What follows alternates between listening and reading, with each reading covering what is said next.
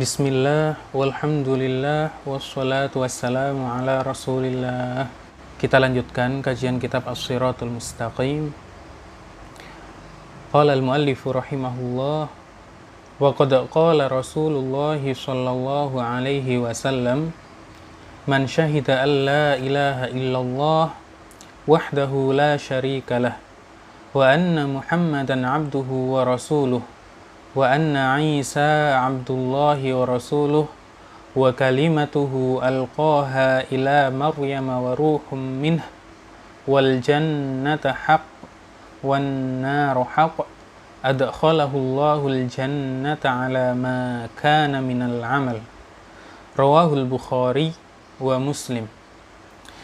Maknanya, barang siapa bersaksi bahwa tiada Tuhan yang berhak disembah kecuali Allah semata, tidak ada sekutu baginya, bahwa Muhammad adalah hamba Allah dan utusannya, bahwa Isa adalah hamba Allah dan utusannya, serta kabar gembira yang telah ia sampaikan kepada Maryam, dan roh Isa adalah roh yang dimuliakan oleh Allah, bahwa surga itu benar adanya dan neraka itu benar adanya, maka Allah akan memasukkannya ke dalam surga meskipun ia pelaku dosa besar.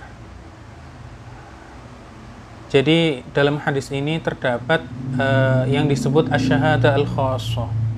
Jadi ada namanya asyhadah al-khassah. Ini sangat bagus untuk dibaca, terutama setelah sholat as-subuh sama al-maghrib. Bacanya gimana?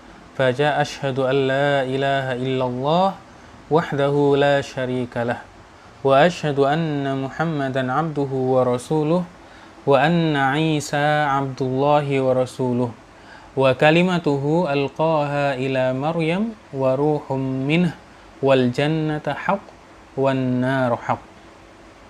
Sampai sini. Jadi cara bacanya seperti itu. Ini sangat bagus dibaca. Kita harapkan dengan rutin membaca ini setiap hari, setiap habis sholat maghrib sama habis sholat subuh, kita baca rutin. Kita harapkan kita diberikan ampunan oleh Allah Subhanahu wa Ta'ala, walaupun kita sebagai seorang pelaku dosa besar. Ya, kita tidak ingin melakukan yang namanya dosa besar, tidak ingin. Tidak ingin dosa besar itu terjadi pada kita. Namun seandainya dosa besar tersebut terjadi pada kita, kita berharap mendapatkan ampunan dari Allah Subhanahu wa Ta'ala. Di situ disebutkan bahwasanya barang siapa yang bersaksi bahwa tiada Tuhan yang berhak disembah kecuali Allah semata, tiada sekutu baginya, dan bahwasanya baginda Muhammad adalah hamba Allah dan utusannya. Artinya baginda Muhammad itu bukanlah anak Allah. Baginda Muhammad adalah manusia biasa, namun beliau adalah manusia yang paling sempurna. Beliau adalah manusia yang paling baik. Tiada satu makhluk pun yang tingkatan kemuliaannya melebihi baginda Muhammad. Yang menyamai pun tidak ada. Jadi beliau adalah makhluk yang paling mulia secara mutlak. Namun beliau adalah hamba Allah, beliau adalah makhluk yang diciptakan oleh Allah dari tidak ada menjadi ada. Seperti halnya baginda Muhammad adalah hamba Allah dan juga utusannya, sama juga bahwasanya baginda Isa juga merupakan hamba Allah serta utusannya. Jadi baginda Isa itu bukanlah anak Allah.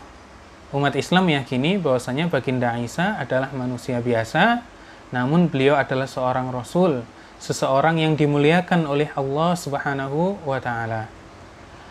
Dalam hadis tersebut dijelaskan bahwasanya baginda Isa adalah kalimatuhu alqaha ila Maryam. Baginda Isa disebutkan di dalam hadis bahwasanya beliau adalah kalimatullah. Artinya kabar gembira yang disampaikan kepada baginda Maryam. Bahwasanya beliau mendapatkan kabar gembira bahwa beliau akan mengandung seorang rasul. Namun beliau mengandung tanpa seorang suami. Jadi tidak menikah dulu, kemudian melakukan hubungan suami istri, kemudian mengandung, tidak. Namun beliau adalah seorang perempuan yang dikehendaki oleh Allah untuk hamil tanpa melakukan hubungan suami istri terlebih dahulu. Ini berbeda dengan wanita kebanyakan. Wanita kebanyakan kalau hamil ya melakukan hubungan suami istri. Entah itu hubungannya di luar nikah atau setelah pernikahan, tapi penyebab kehamilannya biasanya hubungan suami istri. Namun beliau Sayyidah Maryam adalah seorang perempuan yang benar-benar menjaga kesuciannya. Ini menunjukkan bahwasannya Allah Maha Kuasa untuk menciptakan manusia baik dengan seorang ayah dan ibu ataupun dengan seorang ibu saja tanpa ayah maupun tanpa ayah dan ibu. Ada contohnya masing-masing. Dengan ayah dan ibu contohnya kita. Dengan ibu tanpa ayah contohnya Baginda Isa alaihissalam. Tanpa ayah tanpa ibu contohnya Baginda Adam alaihissalam. Jadi seperti halnya Allah Maha Kuasa untuk menciptakan manusia dengan ayah dan ibu, Allah juga Maha Kuasa untuk menciptakan manusia dengan ibu tanpa ayah. Seperti halnya Allah Maha Kuasa untuk menciptakan manusia tanpa ayah dan ibu. Jadi Baginda Isa alaihissalam dalam keyakinan umat Islam, beliau adalah hamba Allah dan utusannya. Maka dari itu kalau ada seseorang yang mengaku Islam namun meyakini bahwasanya Baginda Isa adalah anak Allah, tentu ini bertentangan dengan keyakinan dari agama Islam. Sehingga bisa menjatuhkannya pada suatu perkara yang mengeluarkan dia dari keislaman itu sendiri. Kenapa? Karena salah keyakinan.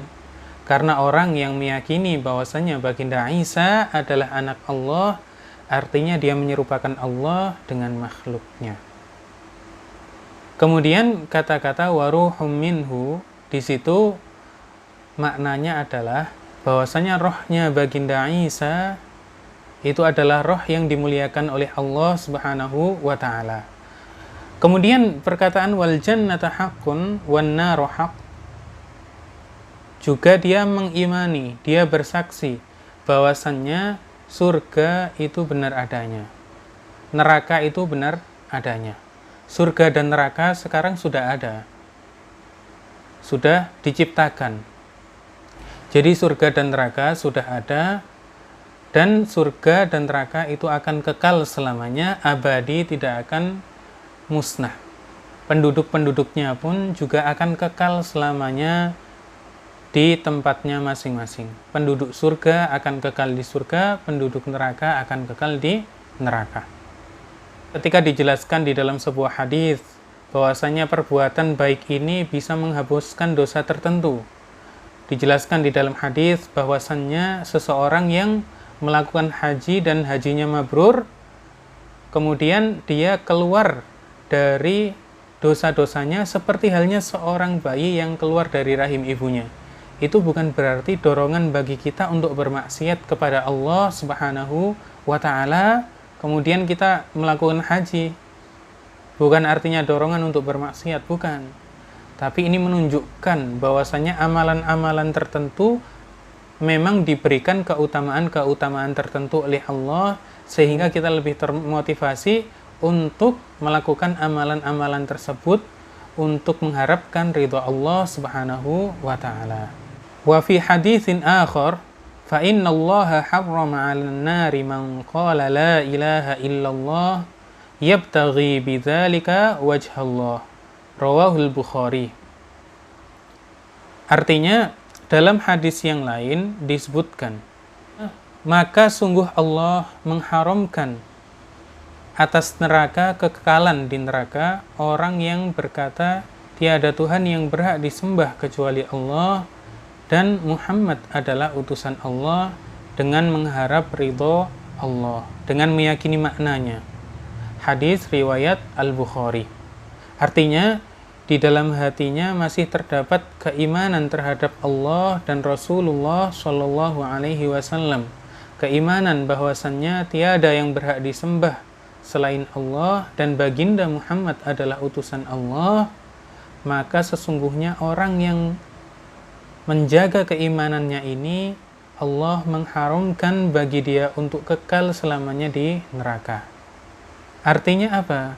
Artinya kalau seandainya ada orang yang di dalam hatinya masih ada keimanan, seandainya dia melakukan kemaksiatan-kemaksiatan tertentu, dia melakukan dosa-dosa tertentu, namun masih ada keimanan di dalam hatinya, sungguh dia tidak akan kekal selamanya di neraka. Seandainya dia dimasukkan ke dalam neraka dengan kadar waktu tertentu, namun pada akhirnya dia pasti akan masuk surga. Kenapa? Karena di dalam hatinya masih ada yang namanya keimanan. Wa yajibu qarnul imani bi risalati Muhammadin bi syahadati alla ilaha illallah. Wa dzalika aqallu syai'in yahsulu bihi an-najatu minal khuludil abadiyyi fin-nar. Wajib menggabungkan iman kepada kerasulan Muhammad sallallahu alaihi wasallam dengan kesaksian bahwa tiada Tuhan yang berhak disembah kecuali Allah. Hal ini adalah batas minimal yang bisa menyelamatkan seseorang dari kekekalan yang abadi di neraka. Artinya apa? Tidak cukup seseorang itu beriman kepada Allah tapi tidak beriman kepada Rasulullah Shallallahu Alaihi Wasallam, itu tidak cukup. Jadi keimanan yang benar itu haruslah seseorang beriman bahwasanya tiada yang berhak disembah selain Allah, juga dia beriman bahwasanya baginda Muhammad adalah utusan Allah. Kalau dia mengatakan saya beriman kepada Allah, saya beriman bahwasanya Allah adalah sang pencipta, tiada pencipta selain Allah, kemudian dia mengatakan namun saya tidak beriman kepada Muhammad, maka sungguh keimanannya tidak sah. Artinya dia tidak tergolong orang yang benar-benar beriman. Jadi batasan minimal agar seseorang bisa selamat dari kekal dan abadi di neraka, dia harus beriman terhadap ketuhanan Allah, dia harus meyakini bahwasanya tiada yang berhak disembah selain Allah, dan dia juga harus meyakini bahwasanya baginda Muhammad adalah utusan Allah. Jadi ini batasan minimal. Batasan minimal agar seseorang selamat dari kekal selamanya di neraka. Semoga bermanfaat. Wassalamualaikum warahmatullahi wabarakatuh.